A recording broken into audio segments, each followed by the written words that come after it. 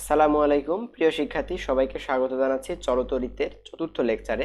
এই ভিডিওতে আমরা কভার করব তাপের যান্ত্রিক সমতা। তাপের বিভিন্ন একক, ক্যালোরি, জুল এবং ক্যালোরি ও জুলের মধ্যে সম্পর্ক সবটুকুই থাকবে এই ভিডিওতে। তো শুরুতে আমরা দেখব তাপের প্রাচীন যে এককটা ব্যবহার করা হতো অর্থাৎ ক্যালোরি ব্যাপারটা কি। তো এটা যদি আমরা একটা সংজ্ঞা দিয়ে বুঝতে যাই প্রথমত, তো খেয়াল করো, এখানে বলা হচ্ছে যে 1 গ্রাম বিশুদ্ধ পানির তাপমাত্রা 1 ডিগ্রি সেলসিয়াস বৃদ্ধি করতে প্রয়োজনীয় তাপকে 1 ক্যালোরি বলে।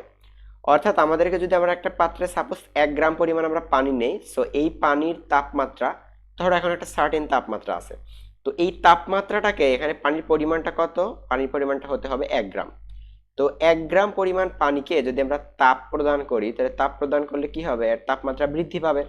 তো তাপমাত্রাটা 1 ডিগ্রি সেলসিয়াস বৃদ্ধি করতে যতটুকু তাপ আমাদের দিতে হবে সেটাকেই বলা হচ্ছে 1 ক্যালোরি। ঠিক আছে, তাহলে যদি প্রশ্ন হয় যে 1 ক্যালোরি তাপ কতটুকু, তাহলে 1 গ্রাম পরিমাণ পানির তাপমাত্রাকে 1 ডিগ্রি সেলসিয়াস বৃদ্ধি করতে ঠিক যতটুকু তাপ দিতে হবে ওইটুকু তাপকে বলা হয় 1 ক্যালোরি।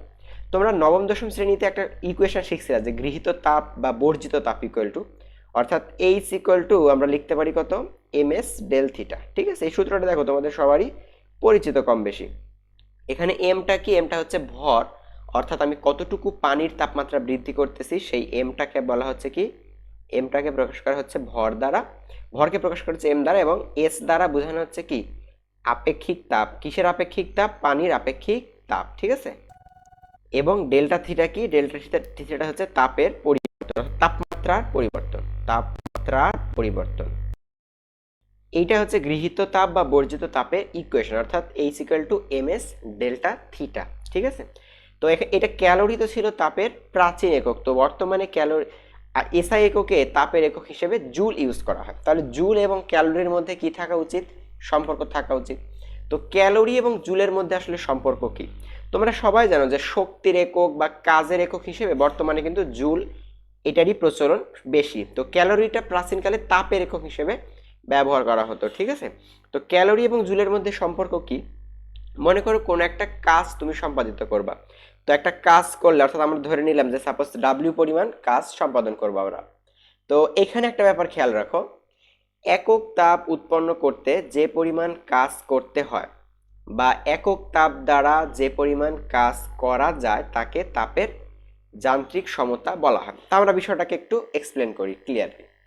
প্রিভিয়াস স্লাইডে একটু খেয়াল করো তোমরা, যে এখানে আসলে আমরা বলতেছি কি, ক্যালোরি এবং জুলের মধ্যে আমরা সম্পর্ক স্থাপন করব। তো এখন একটা জিনিস খেয়াল করো, যে কোনো একটা সিস্টেমে বা কোথাও আমরা যদি ডাব্লিউ পরিমাণ কাজ করি, তো ডাব্লিউ পরিমাণ কাজ করলে কি হবে, একটা তাপ উৎপাদন হবে। তো কতটুকু তাপ উৎপাদন হলো, আমি মনে করে বললাম এইচ পরিমাণ তাপ উৎপাদন হলো। অর্থাৎ তাপ এবং কাজ একে অপরের কিন্তু পরিপূরক, অর্থাৎ তুমি যদি কোথাও না কোথাও কাজ করো তাহলে ডেফিনেটলি তাপ উৎপাদন হবে, আবার তুমি যদি কোথাও তাপ শক্তি প্রয়োগ করো তাহলে ওই তাপ শক্তি কি করতে পারবে, কাজ করতে পারবে। ঠিক আছে, তাহলে এখানে এই ব্যাপারটা খেয়াল করো, যে আমরা যদি এভাবে জিনিসটাকে চিন্তা করি যে ডাব্লিউ পরিমাণ কাজ সম্পন্ন করার ফলে যদি এইচ ক্যালোরি তাপ উৎপাদন হয়, আবার উল্টাভাবে আমরা বলতে পারি যে এইচ ক্যালোরি তাপ প্রয়োগের ফলে এইচ কে প্রকাশ করতেছি কি, ক্যালোরি দ্বারা, এবং ডাব্লিউ এর এককটা কি, ডাব্লিউ জুল। ঠিক আছে, কারণ ডাব্লিউটা হচ্ছে কাজ আর এইচ দ্বারা আমি বুঝাচ্ছি উৎপন্ন তাপ। তার মানে ডাব্লিউ জুল কাজ করার ফলে উৎপন্ন তাপের পরিমাণ এইচ ক্যালোরি। আবার উল্টাভাবে যদি আমি বলি যে এইচ ক্যালোরি তাপ প্রয়োগের ফলে এইচ ক্যালোরি তাপ থেকে আমি কতটুকু কাজ পাবো, ডাব্লিউ জুল কাজ পাবো। তো এইচ ক্যালোরি থেকে আমি যদি ডাব্লিউ জুল কাজ পাই, তাহলে অর্থাৎ 1 ক্যালোরি থেকে আমি কতটুকু তাপ পাবো, 1 ক্যালোরি থেকে আমার পাওয়া উচিত ডাব্লিউ ডিভাইডেড বাই এইচ পরিমাণ কাজ, অর্থাৎ ডাব্লিউ ডিভাইডেড বাই এইচ। ঠিক আছে, তো W divided by H unit কি হবে, ইউনিট হবে এটার জুল। ঠিক আছে, তো এইটাকে একটু ভালো মতন খেয়াল রাখো যে 1 calorie equal to W divided by H joule. ঠিক আছে, এখন আমরা যে কনসেপ্টটা এখানে যে সংজ্ঞাটা ব্যবহার করছিলাম, দেখো একক তাপ উৎপাদন করতে যে পরিমাণ কাজ করতে হয়, বা উল্টাভাবে বলতে গেলে একক পরিমাণ তাপ দ্বারা যে পরিমাণ কাজ করা যায় তাকে তাপের যান্ত্রিক সমতা বলে। অর্থাৎ প্রিভিয়াসলি আমরা যেই এক্সপ্রেশনটা পাইছিলাম যে 1 ক্যালোরি ইকুয়াল টু এই ডাব্লিউ ডিভাইডেড বাই এইচ, অর্থাৎ এই ডাব্লিউ ডিভাইডেড বাই এইচ এই রাশিটাকেই বলা হচ্ছে তাপের যান্ত্রিক সমতা, এবং এটাকে প্রকাশ করা হয় সাধারণত জে দ্বারা। বিজ্ঞানী জুলের নাম অনুসারে এটাকে প্রকাশ করা হয় জে দ্বারা। অর্থাৎ আমরা তাহলে লিখতে পারি কত, যে জে ইকুয়াল টু কত, J equal to W divided by H. ঠিক আছে, ডাব্লিউ ডিভাইডেড বাই এইচ। এখন তোমরা এখানে খেয়াল করো, আমরা যদি এই যে সংজ্ঞা অনুযায়ী, এখানে সংজ্ঞায় বলা হচ্ছে কি যে একক তাপ উৎপাদন করতে, তো একক তাপ উৎপাদন বলতে কি, তাহলে এইচ এর মানটাকে আমাদের কত ধরতে হবে, এইচ এর মানটা ধরতে হবে 1 ক্যালোরি।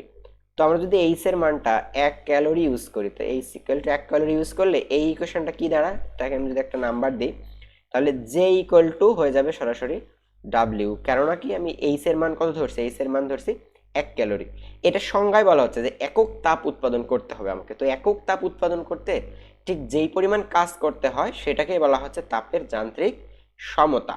তো এখানে ডাব্লিউ এবং এইচ এর মধ্যে বিভিন্ন পরীক্ষা নিরীক্ষা করার পরে যে জিনিসটা দেখা গেছে সেটা হচ্ছে কোনো একটা অর্থাৎ একক তাপ দ্বারা ঠিক 4.2 জুল পরিমাণ কাজ করা যায়। তার মানে এখানে ডাব্লিউ আর জে এর মধ্যে আসলে রিলেশন কি, বা এইচ আর ডাব্লিউ এর মধ্যে রিলেশন কি, J equal two 4.2 joule per calorie, joule per calorie.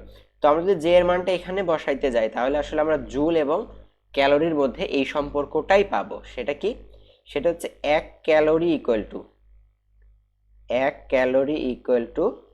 4.2 joule, 1 calorie equal two 4.2 joule. ঠিক আছে, উল্টাভাবে যদি আমি জুল থেকে ক্যালোরিতে যাই তাহলে আমাকে লিখতে হবে কত, 1 joule equal to 1 divided by 4.2 calorie. ঠিক আছে, অর্থাৎ এটাকে আসলে বিষয়টা বোঝাচ্ছে কি যে 1 ক্যালোরি ইকুয়াল টু 4.2 জুল, অর্থাৎ 1 ক্যালোরি তাপ দ্বারা আমরা 4.2 জুল পরিমাণ কাজ করতে পারবো।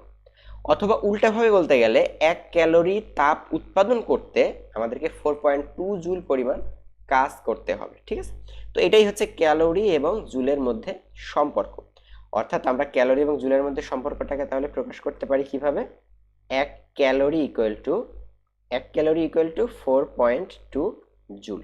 আবার উল্টাভাবে তাহলে জুল থেকে ক্যালোরিতে কিভাবে যাব আমরা, 1 joule equal to 1 divided by 4.2 calorie. ঠিক আছে, তো 1 ডিভাইডেড বাই 4.2 এটাকে আবার তোমরা যদি ভাগ করে দাও তাহলে 1 ডিভাইডেড বাই 4.2 আসে 0.24, অর্থাৎ 1 জুল ইকুয়াল টু 0.24 ক্যালোরি। ঠিক আছে, তো জুল এবং ক্যালোরির মধ্যে অনেক ক্ষেত্রেই এই কনভার্সনটা দরকার হবে। তো আমি পরবর্তী ভিডিওতে এগুলো নিয়ে বিভিন্ন ধরনের ম্যাথ দেখাবো। তো এই ভিডিওটা থিওরি ক্লাসটা এই পর্যন্তই থাকবে। ধন্যবাদ সবাইকে, খুব শীঘ্রই দেখা হবে পরবর্তী ভিডিওতে।